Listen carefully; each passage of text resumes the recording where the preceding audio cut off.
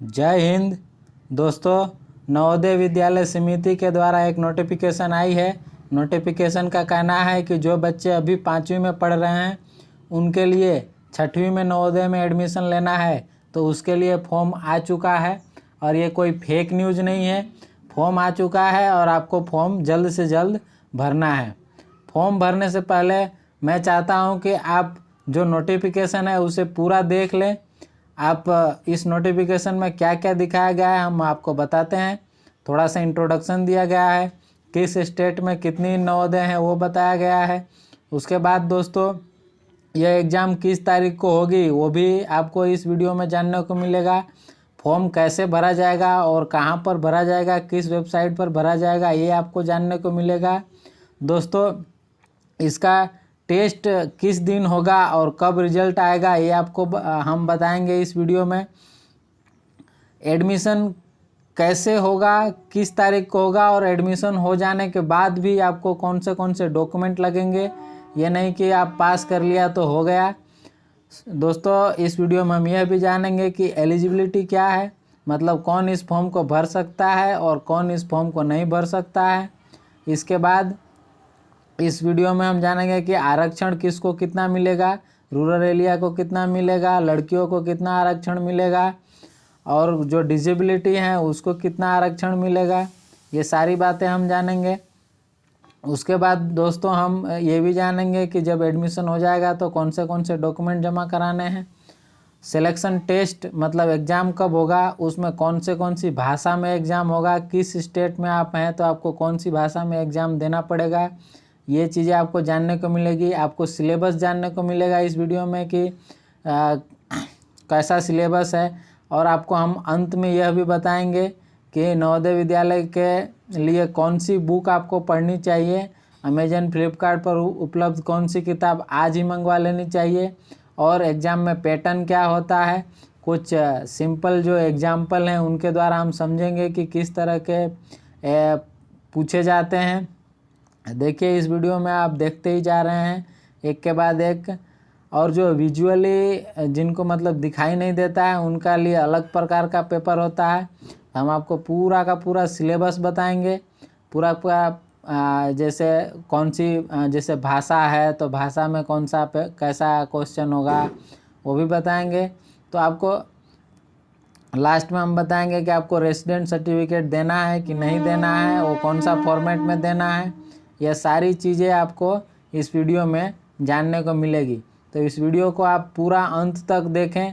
एक बार पूरा वीडियो देखने के बाद ही फॉर्म भरें ताकि आपको किसी भी प्रकार का कोई भी डाउट हो तो वो डाउट क्लियर हो जाए। तो चलिए इस वीडियो को हम स्टार्ट करते हैं। तो दोस्तों जैसा कि मैंने बताया कि एग्ज़ाम का फॉर्म आ चुका है। यह टोटल जो इंडिया में अभी 27 स्टेट हैं और 8 जो यूनियन टेरिटरी है उनके लिए एक एग्ज़ाम होगा और वो फॉर्म भर सकते हैं, वो सारे एलिजिबल हैं।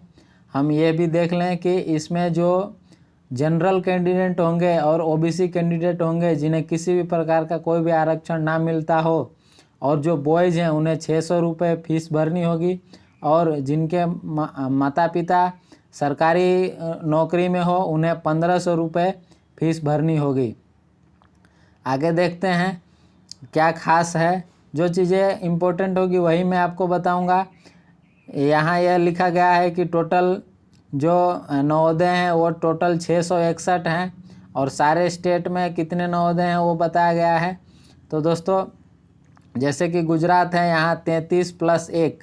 अब ये जो आपको +1 और ये स्टार किया हुआ दिख रहा है इसका मतलब यहाँ पर एक्स्ट्रा नवोदय बनाने का अभी प्रोविज़न है, अभी बना नहीं है। ठीक है, तो इस तरीके से दिया गया है। अब देखते हैं कि जवाहर नवोदय विद्यालय का कब टेस्ट होगा। तो दोस्तों सैटरडे 10 अप्रैल 2021 बराबर शनिवार को 10 अप्रैल को और 2021 में यह एग्ज़ाम होगा। आपका बच्चा अभी 5वीं में है तो यह फॉर्म भर सकता है। अब देखते हैं कि इसको किस तरह से अप्लाई करना है। तो दोस्तों अप्लाई करना बहुत ही आसान है। आपको अप्लाई करने के लिए देखिए नवोदय विद्यालय .gov.in पर जाना होगा और इस वेबसाइट पर जाकर आपको नवोदय का जो फॉर्म है वह भरना होगा। हम आपको नवोदय का फॉर्म स्टेप बाय स्टेप कैसे भरना है यह भी बता देंगे और डिस्क्रिप्शन में उसका आपको लिंक मिल जाएगा, वहाँ से आप उस वीडियो को देख पाएंगे। तो आपको इस वेबसाइट पर जाकर भरना है। आपको जो फ़ोटो है वो 10 से 100 KB के बीच में आपको अपलोड करना है। और आपका जो रिजल्ट है आप कहाँ से मतलब कहाँ पढ़ रहे हैं यह सब भी उस पर यदि मांगता है तो आपको अपलोड करना है। और यह पूरा का पूरा फ्री ऑफ कॉस्ट होगा।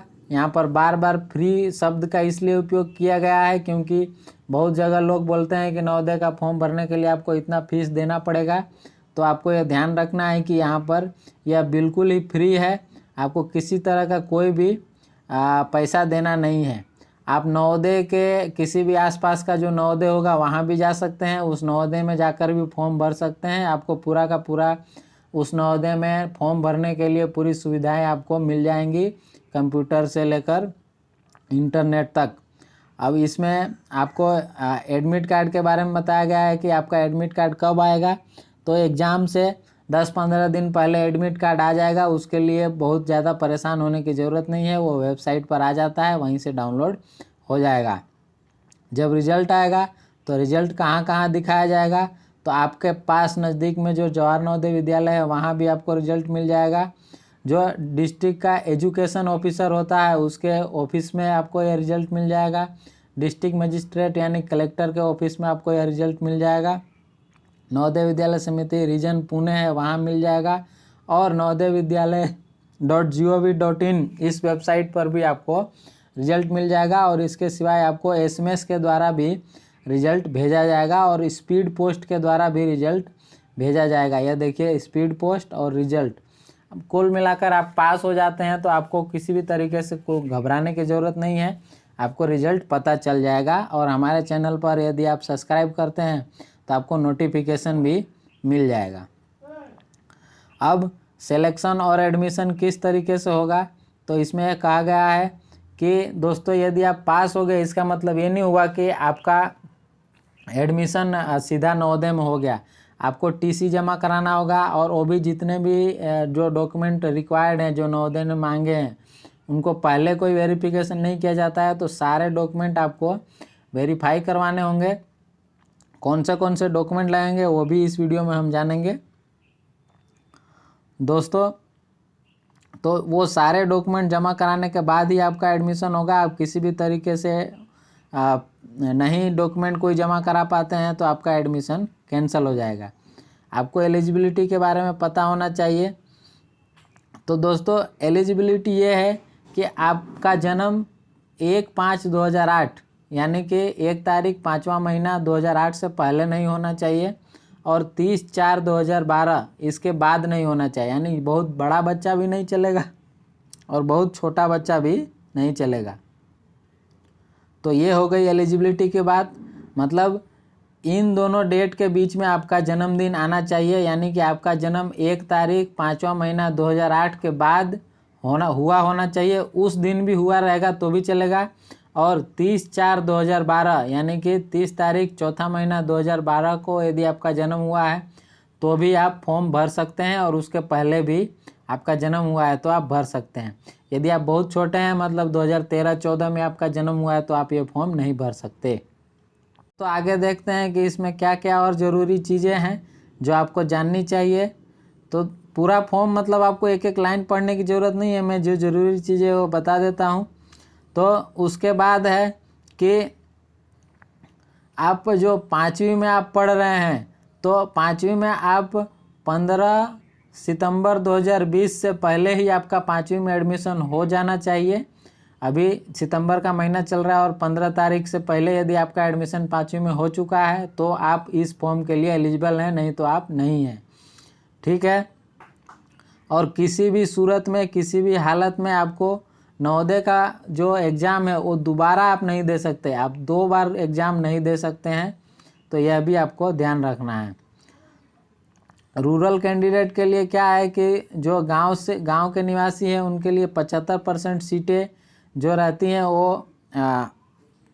उनके लिए रिजर्व रहती हैं, तो वह तीसरी, चौथी और पाँचवीं तीनों साल नवोदय जो है, तीनों साल वो स्कूल जो है वो उसका ग्रामीण इलाके में ही होना चाहिए।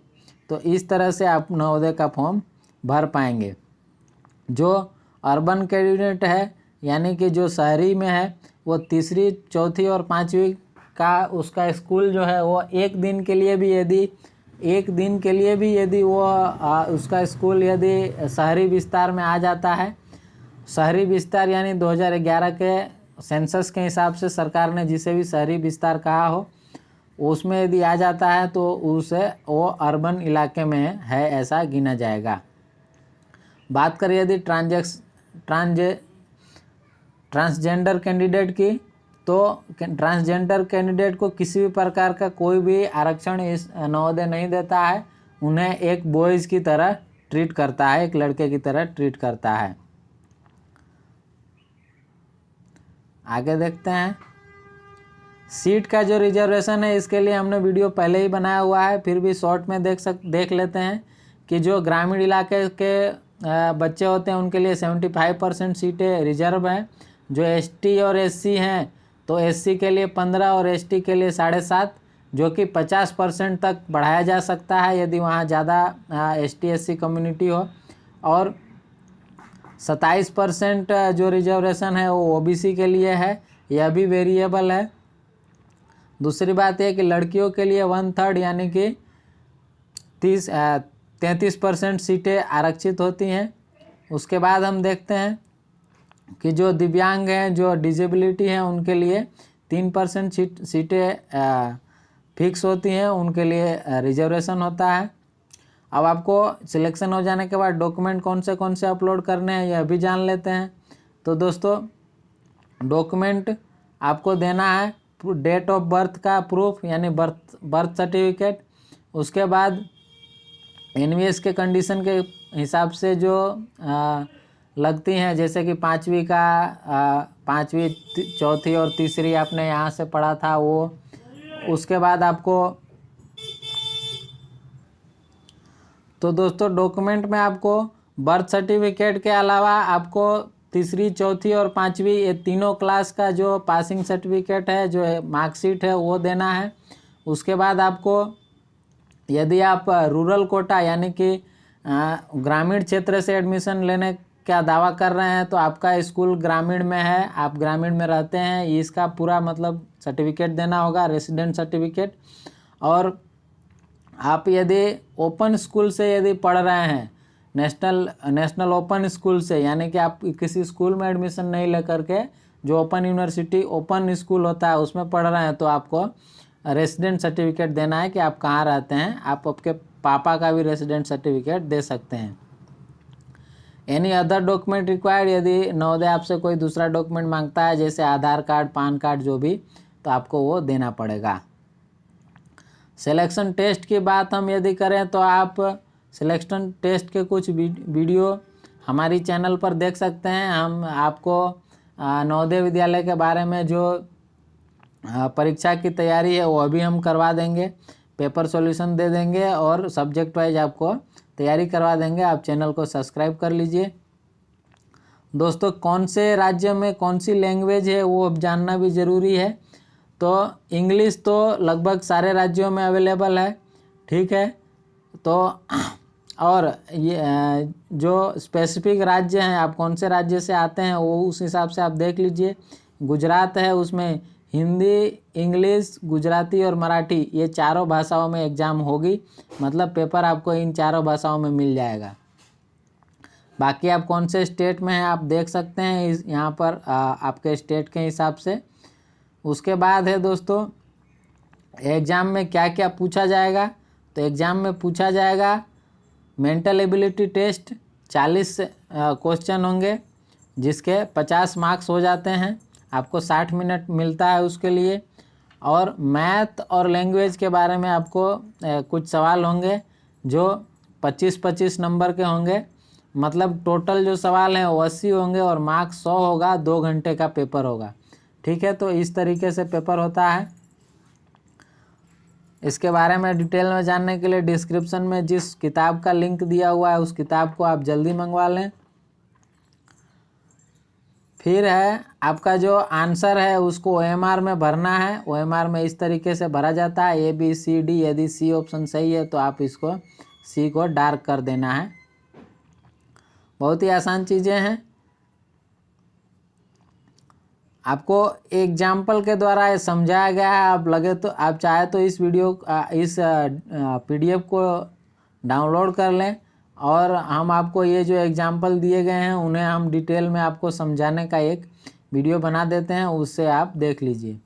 कुल मिलाकर दोस्तों नवोदय विद्यालय का फॉर्म आ चुका है और आप इस फॉर्म को भर सकते हैं। जल्द से जल्द भर दीजिए।